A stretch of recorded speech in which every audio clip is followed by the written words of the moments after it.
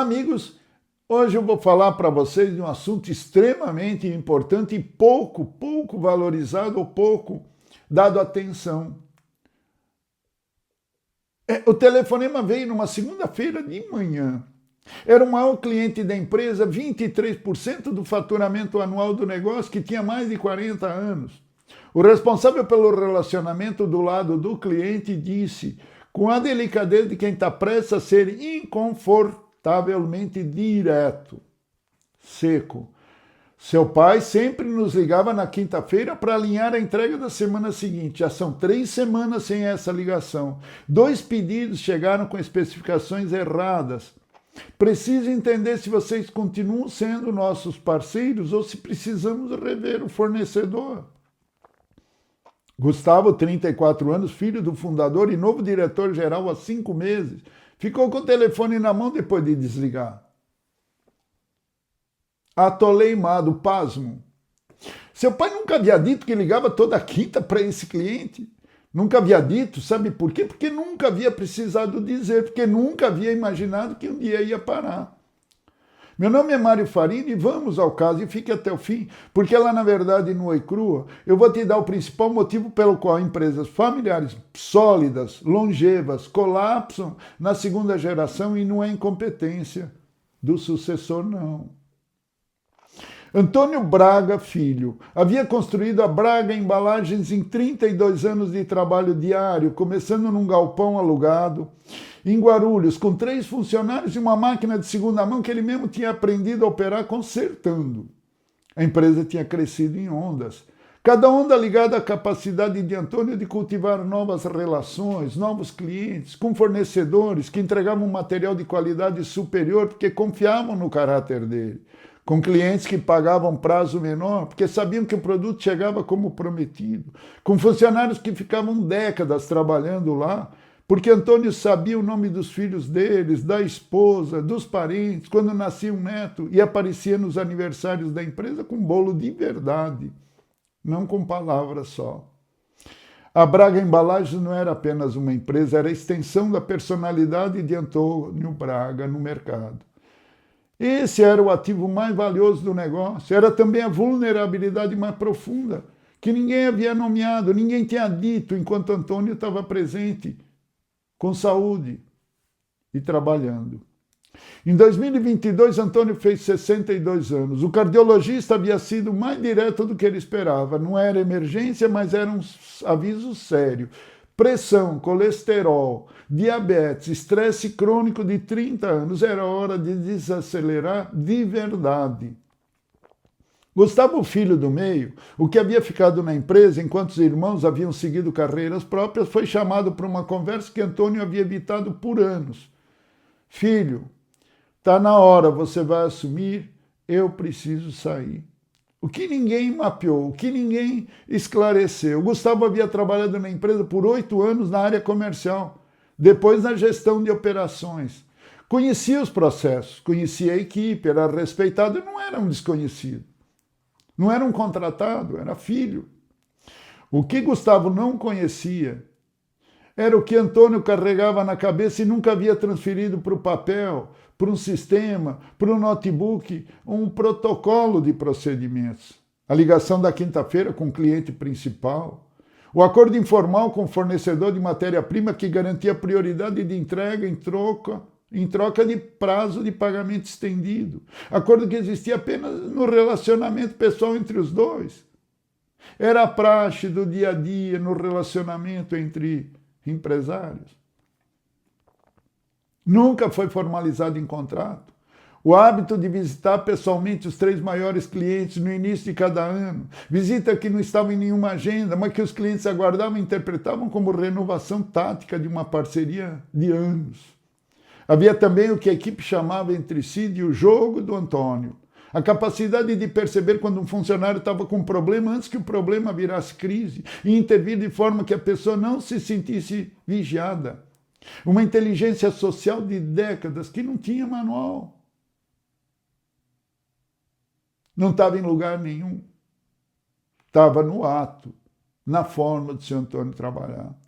Gustavo tinha assumido a direção geral em fevereiro. Em julho, o maior cliente havia ligado com alerta. Em setembro, o fornecedor principal havia comunicado em termos educados que as condições de pagamento precisam ser revistas. As condições informais que o Antônio havia negociado pessoalmente há 15 anos não tinham sido comunicadas a Gustavo, e o novo diretor havia, sem saber, quebrado o acordo ao adotar as condições padrão dos outros fornecedores. Não foi o fornecedor que quebrou a regra. Foi o filho que não sabia e colocou tudo no mesmo jargão, no mesmo procedimento padrão. Em outubro, 2 dos 3 gestores mais antigos da empresa, que trabalhavam mais de 20 anos na casa, tinham pedido reunião com Gustavo para expressar preocupação com a direção que a empresa estava tomando. Não havia nenhuma decisão errada do Gustavo, do filho, que pudessem citar. Havia uma ausência que não sabiam dar nome. O estilo, o ritmo, o modo de ser do seu Antônio, que havia organizado a cultura da empresa por 3 décadas, 30 anos, tinha desaparecido e nenhum substituto havia chegado no lugar. A intervenção é o que salvou a transição, a passagem do seu Antônio para o filho. Em novembro, Antônio recebeu um telefonema do contador que havia acompanhado a empresa por 15 anos. O contador foi direto. Antônio, você saiu cedo demais do jeito errado. Não porque o Gustavo não presta, porque você não transferiu o que estava só na sua cabeça. Antônio ficou em silêncio. A empresa não é os processos. A empresa é você. As relações, os acordos informais, o modo como as pessoas interpretam que as coisas funcionam aqui. Isso não se transfere num organograma. Isso não está em protocolo, em regra de funcionamento, em processo. Isso se transfere em presença. A conversa gerou uma decisão que havia sido evitada. Antônio voltou, não como diretor-geral. Gustavo manteve o cargo, mas como conselheiro ativo e ponte de transição com papel explícito de transferir o conhecimento tácito. O conhecimento tácito, o conhecimento que existe na experiência, no dia a dia, nos hábitos e nas relações de uma pessoa com as outras, que não foi documentado, que só pode ser transmitido por contato direto, o tempo compartilhado, juntos, que a empresa precisava. Durante 6 meses, Antônio e Gustavo fizeram juntos as visitas aos clientes principais. Gustavo sendo apresentado não como o novo diretor, mas como quem vai continuar o que construímos juntos. Antônio foi a cada fornecedor estratégico e explicou pessoalmente que Gustavo tinha sua confiança total e que os acordos informais seriam honrados, e desta vez formalizados em contrato. Para os gestores antigos, Antônio fez algo que havia resistido em fazer. Admitiu que havia saído sem preparar adequadamente a transição e pediu que dessem a Gustavo o tempo e o suporte que haviam dado a ele no início. 2 anos depois, a Braga Embalagens havia sobrevivido à transição, não sem custo. Um dos 3 maiores clientes havia reduzido o volume em 30%, nunca completamente recuperado. Mas a empresa estava em pé, com Gustavo na direção, com os gestores, os funcionários importantes ainda presentes e com algo que não havia existido antes, um processo formal de documentação de acordos, relações e protocolos que Antônio havia operado por décadas apenas na memória, que às vezes não precisam de um contrato formal, de uma redação em que ambas as partes concordam com aquelas condições e que se conversarão se alguma coisa for alterada no período. A orientação prática, sucessão familiar é o processo mais complexo e mais mal planejado da gestão de pequenas e médias empresas. Complexo porque envolve simultaneamente questões jurídicas, financeiras, emocionais e relacionais que raramente são tratadas ao mesmo tempo. Mal planejado porque o fundador frequentemente adia o planejamento até que a saúde, a idade ou uma crise externa tornem o adiamento impossível. E todos estamos vivos até o momento em que, num determinado instante, partimos. E pior, às vezes, é com sócios.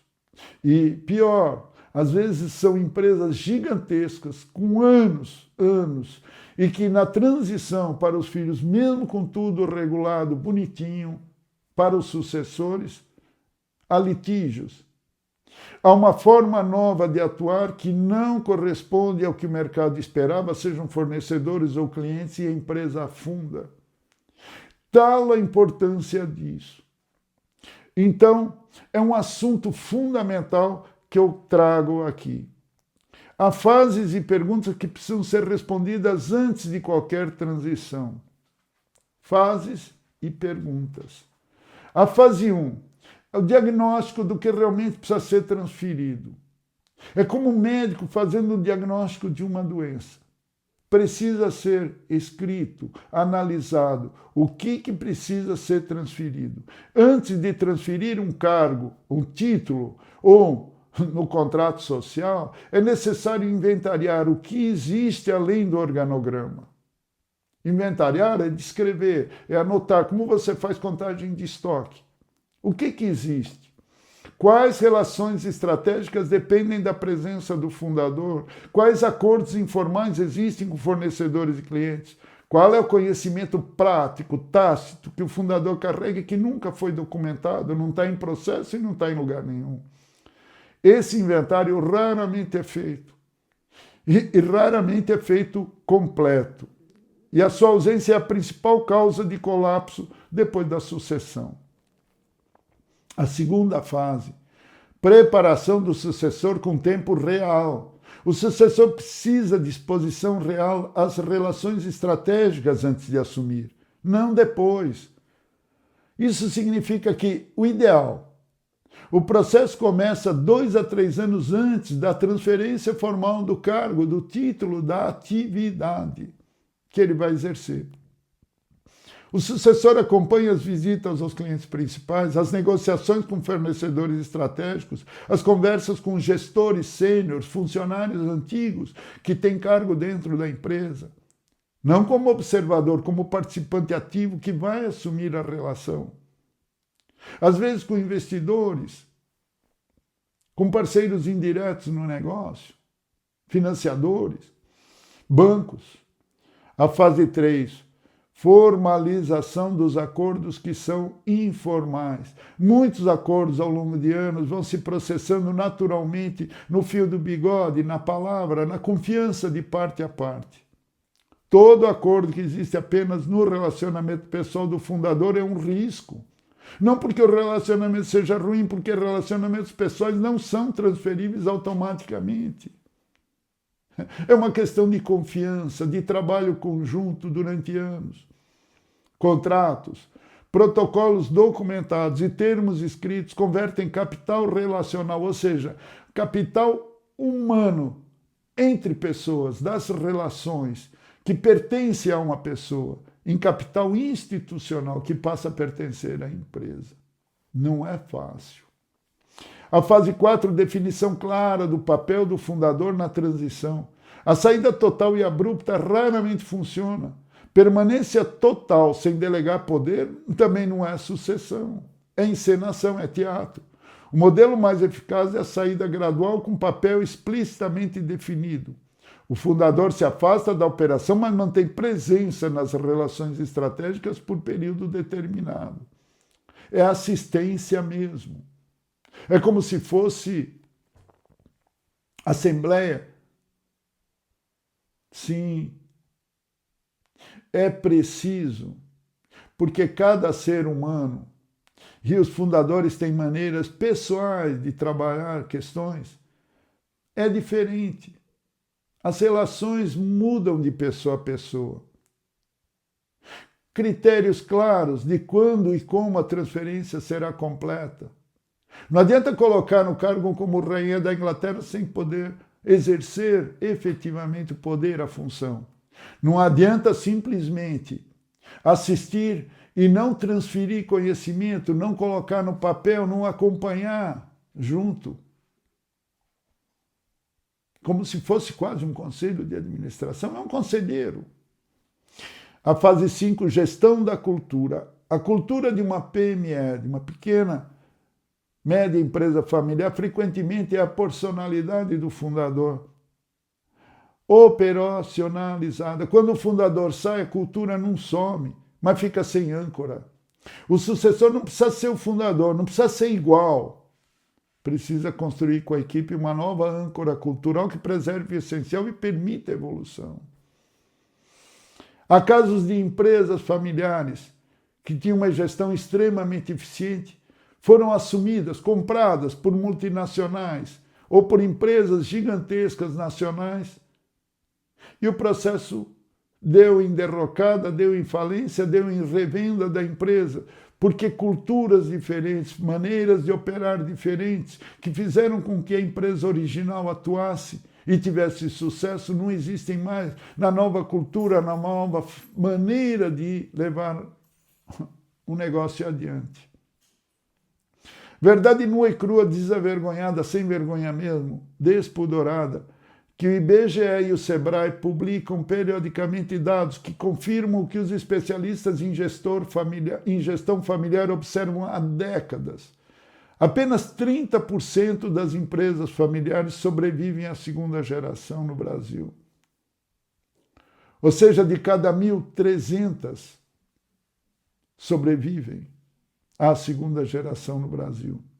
E menos de 12% chegam à terceira geração. Ou seja, de 1.120 chegam à terceira geração. Esses números raramente são causados por incompetência do sucessor. Pelo contrário, às vezes a formação tradicional, escolaridade, formação no exterior, conhecimentos técnicos do sucessor são imensos. Mas são causados pelo que os especialistas chamam de transferência incompleta. A saída do fundador sem a transferência do capital relacional. Esse capital que não está escrito em lugar nenhum, não está depositado em lugar nenhum. Mas tem um poder e por isso é um capital. Das relações, do conhecimento prático, tácito, verdadeiro e concreto de acordos informais que sustentavam o negócio, de uma maneira de gerir o negócio, uma forma pessoal de construir e ampliar um negócio ao longo de anos que foi acontecendo, se acumulando em pequenas práticas do dia a dia. Difíceis, às vezes, de repassar, e mais difíceis ainda, de um novo gestor, seja da família ou não, conseguir aprender. Porque são pessoas com maneiras diferentes, com visões diferentes do mundo dos negócios. O fundador constrói a empresa numa fusão única entre a pessoa e o negócio, que é a sua força enquanto ele está ativo e sua vulnerabilidade quando ele sai. O sucessor recebe o organograma, recebe às vezes o processo, a maneira, o acompanhamento, mas são pessoas diferentes.